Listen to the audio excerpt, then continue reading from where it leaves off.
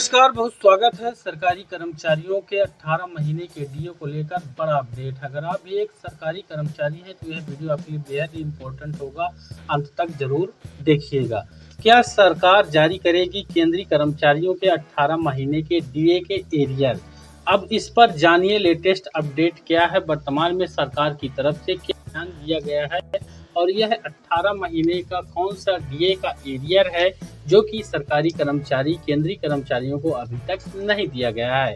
Dearness allowance को लेकर एक बड़ी खबर है। क्या सरकार जारी करेगी 18 महीने के डीए का एरियर? क्योंकि पुराना डीए है इसलिए उसको एरियर के दे करके कर्मचारियों के वेतन में यहाँ पर भुगतान सरकार को करना है। अब केंद्रीय कर्मचारियों के लिए जरूरी अपडेट है। दरअसल कोविड महामारी के कारण खराब आर्थिक स्थिति के चलते केंद्र सरकार ने 18 महीने के लिए महंगाई भत्ते यानी कि डीए और महंगाई राहत जो कि पेंशनर्स को दिया जाता है डीआर को रोक दिया था। अब ऐसे में ये चर्चा जोरों पर है कि क्या आखिर सरकार केंद्रीय कर्मचारियों के 18 महीने के एरियर को जारी करेगी कि नहीं करेगी। इस पर सरकार ने भी अपना पक्ष रखा है और बयान दिया है।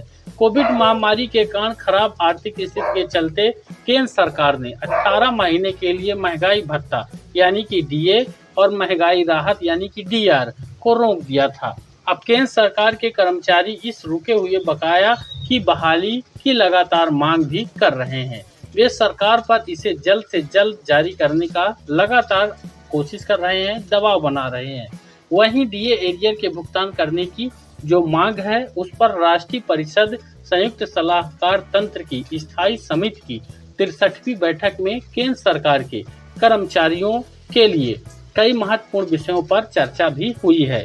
इनमें कोविड-19 महामारी के दौरान रोके गए 18 महीने के महंगाई भत्ते यानी कि डीए और महंगाई राहत यानी कि डीआर के बकाया का भुगतान भी शामिल था।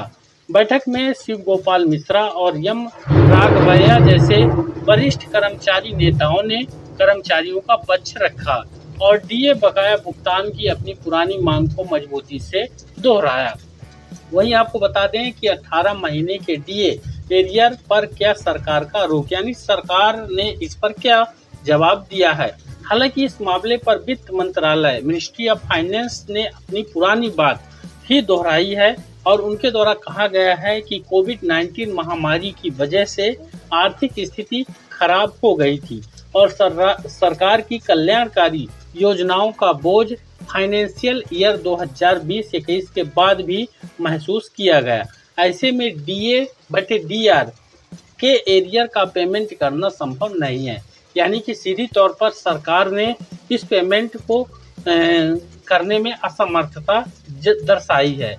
वहीं 8वें वेतन आयोग पर चर्चा की गई इस बैठक में। हाल ही में बैठक में 8वें केंद्रीय वेतन आयोग के गठन और उसके रेफरेंस टर्म पर यानी टीओआर पर बातचीत हुई है। इस पर कर्मचारी प्रतिनिधियों ने सरकार से आयोग के अध्यक्ष और सदस्यों की जल्द नियुक्ति का टीओआर जारी करने का आग्रह भी किया है। सरकार ने जवाब दिया है कि कुछ सदस्यों की नियुक्ति के लिए अधिसूचना जारी हो चुकी है और बाकी सदस्यों की नियुक्ति करने की प्रक्रिया चल रही है। साथ ही केंद्रीय कर्मचारियों को उम्मीद है कि 8वें वेतन आयोग की सिफारिश से 1 जनवरी 2026 से लागू हो जाएगी और अगर इसमें देरी होती है तो एरियर के साथ ही ये जो 8वां वेतन है उसकी राशि का भुगतान किया जाएगा। साथ ही कर्मचारी बीमा योजना का प्रस्ताव भी यहाँ पर पेश किया गया है।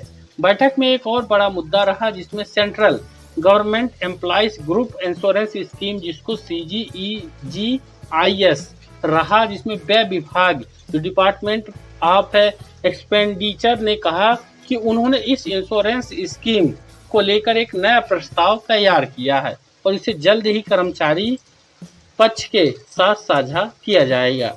यह अब तक का सबसे लेटेस्ट और ताज़ा अपडेट है। इस बारे में आप अपनी राय कमेंट में बता सकते हैं।